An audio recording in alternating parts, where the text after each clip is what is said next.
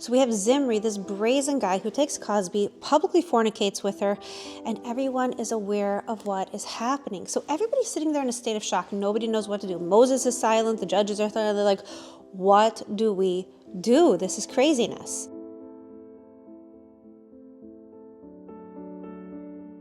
Welcome back to my series in which we're discussing whether or not the God of Israel ever condones human sacrifice. If you've missed the first few videos, I suggest you go back and you watch them. I will put the links in the comment section below.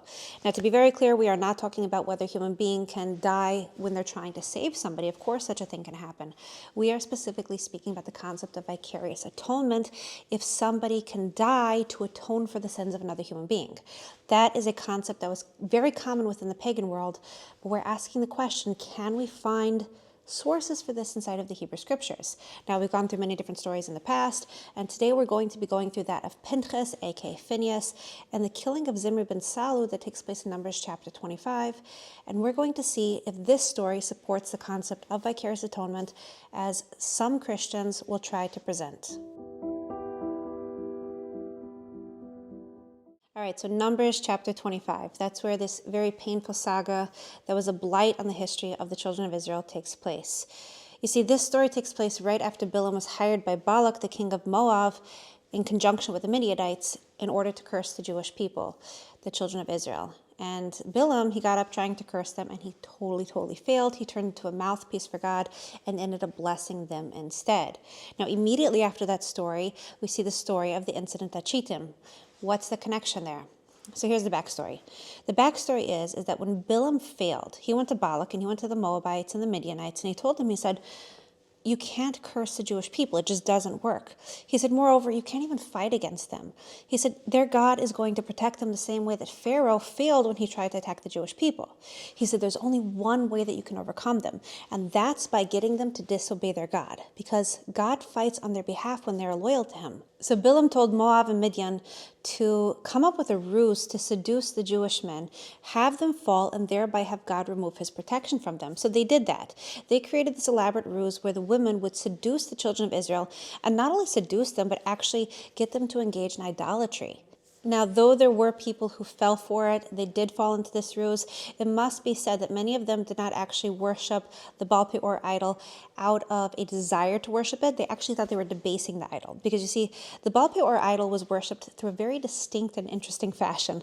In order to worship this idol, a person defecated in front of it. So the people were tricked into worshiping the Baal Peor idol by telling them that they could just debase it by engaging in their bodily functions in front of it. So some people actually did fall prey to this, but they didn't worship it out of their own desire to do so. But the sad story is that there were many people who fell, they succumbed, they fell to the temptation of immorality and idolatry. Now, this was a very big blight on the Jewish people's history, because the Jewish people are called upon to be holy, and this was most definitely not holiness in action. Now, within this chapter, we see that there are several different types of death that take place. The first type that takes place is when Moses gathers together the judges of Israel, and he has them try the people who are suspected of having become attached to the Baal Peor idol, and those people are executed and they're hung up for everybody to see. Now, at the same time that this court case is taking place, there's another type of death that is occurring, and that is a plague that is spreading among the children of Israel, primarily among the tribe of Shimon. During this plague, 24,000 people die, and we can see evidence that they came from the tribe of Shimon if we compare the census that takes place in the very next chapter to the census that took place in Numbers chapter 1.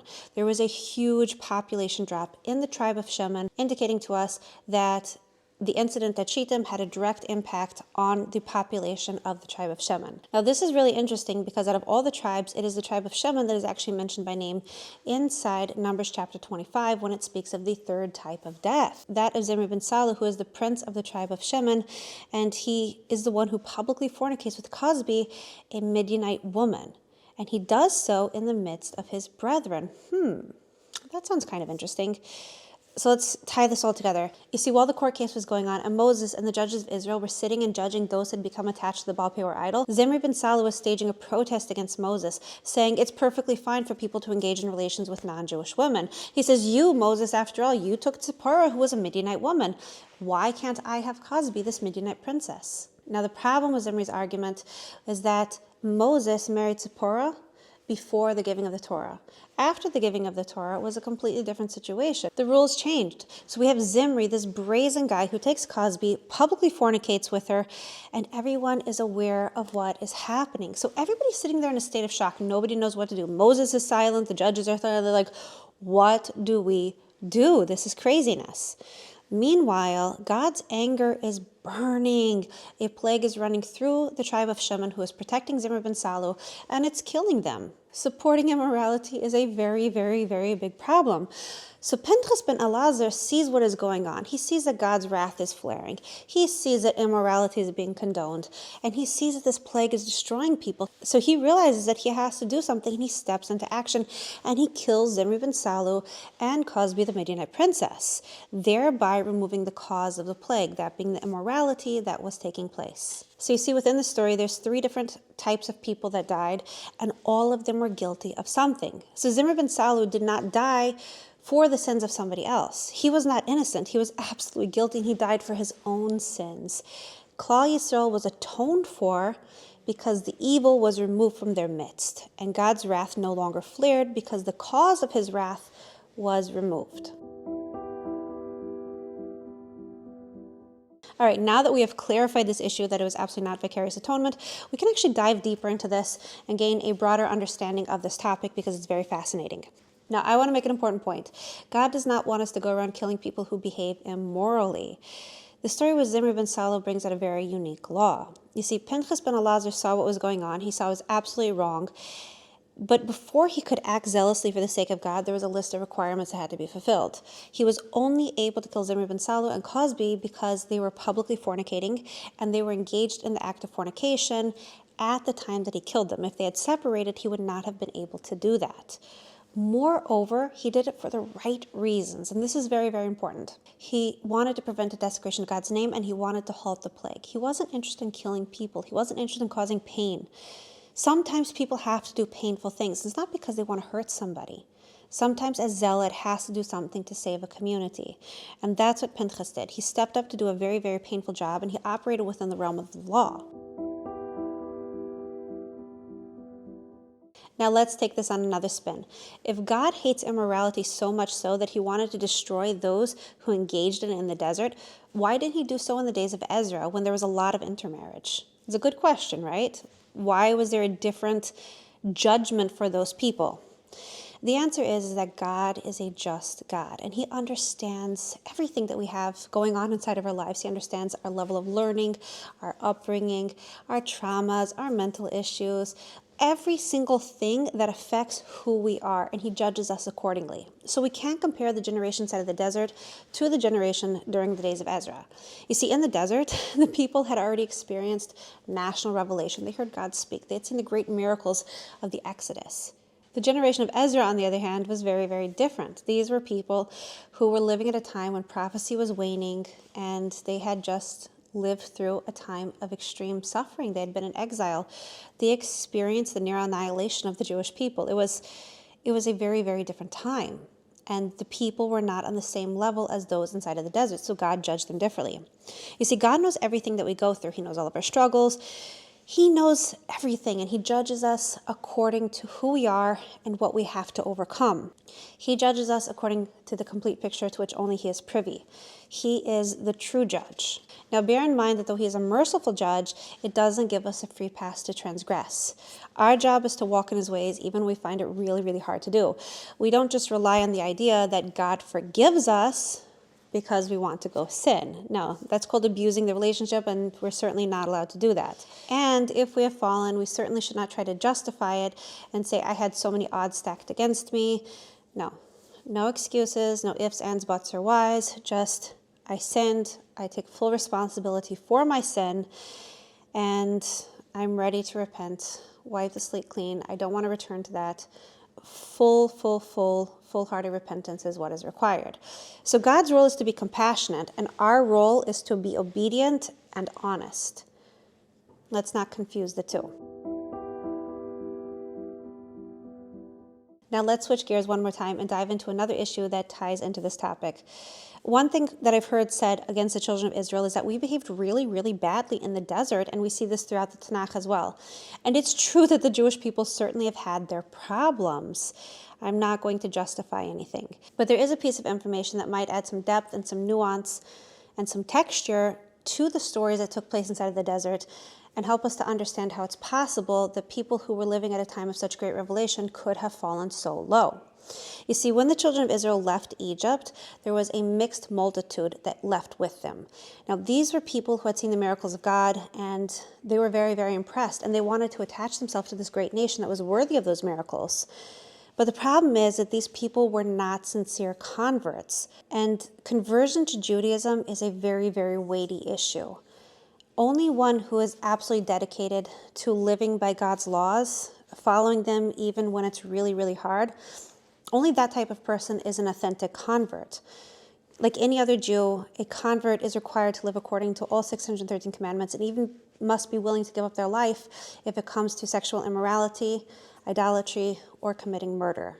Converts who are ready to accept these upon themselves and to behave no matter how difficult it is for them, those are righteous converts, and we do have many of them in our history, such as Yisro, Moses' father-in-law, and his family, who went down in history as righteous converts. These people are amazing, and they add so much to the Jewish people. But these guys, the mixed multitude, they just weren't spiritually there. Unfortunately, these people known as the Erev Rav were not strong in their dedication. They had very wobbly faith, and they failed time and time and time again. And they proved that they were just not spiritually ready to integrate with the children of Israel. So these were the guys that messed up over and over in the desert, and they actually brought down some of the children of Israel together with them. That's why when there's a problem inside of the Torah usually labels the group of people as Ha'am, the people, rather than the Bnei Yisrael. It's referring to the people who attach themselves to the Bnei Yisrael. It's a distinction that is important to understand if we really want to understand the nuance inside of the story. So let's look at the first verse in Numbers chapter 25. Israel settled in Shittim, and the people began to commit harlotry with the daughters of the Moabites, right? Israel settled in Shittim, the whole community. And who was it within the community that began sinning? It was the people, Ha'am, that Erev Rav, the mixed multitude who attached themselves to the Bnei Yisrael. So these, again, were people who were not spiritually strong, and through their influence, they were actually able to negatively affect some of the children of Israel, as we mentioned. And in this case specifically, it was the tribe of Shimon that was negatively affected. And we want to ask the question, why was Shimon negatively affected? You see, Shimon was a tribe that was known for being very compassionate, for always having a listening ear. As the tribe of Shimon's name actually implies, Shimon comes to the word Shema, to hear. They were a very compassionate, dedicated, loving tribe that really fought for the underdog. Now, these are great attributes, but because they always had a listening ear, it also made them susceptible to hearing things and being swayed in ways that they shouldn't have been. And the Erev Rav found a listening ear in Shimon. Now, again, we said sincere converts are awesome, but these people were just not spiritually ready to integrate into the Jewish people, and they left their influence, and they brought down Shimon in some capacity. And unfortunately, their influence is still felt today. You see, when these people came to join the nation of Israel, God told Moses, they're going to be a thorn in your side. They're going to be causing you problems up until the time that Mashiach comes. He told Moses not to accept them, but Moses wanted to accept them. And he wanted to believe that they were sincere converts. So he accepted them into the Jewish nation. And unfortunately, they have been a thorn on our side throughout the years. Now, we don't know exactly who the Erev Rav is. They've become intermingled. Their influence has penetrated. We are told that right before Mashiach comes, the Erev Rav will have achieved prominence within the nation, and many of them will actually be abusing the Torah for their own personal benefit, to either make a name great for themselves, to line their pockets, or to seduce people into immorality. This is the lingering effects of the Erev Rav, and it will be destroyed, and we must do the job of destroying it. And the only question is how are we going to destroy it, right? We don't want people to be destroyed physically, but we want to destroy the negative aspects of the Erev Rav by spiritually converting it into the realm of holiness, right? The Erev Rav were people who brought great talents into the community, but unfortunately, they still had some things that needed to be refined inside of them. And we still see these negative traits influencing in some capacity, the Jewish community. And our greatest dream is to stamp out the negative aspects that the Erev Rav brought into the community and bring real holiness into this world, redeem those sparks. The Jewish people are called upon to be holy, and it is our greatest wish that even those who are steeped in negativity turn to the God of Israel and become holy.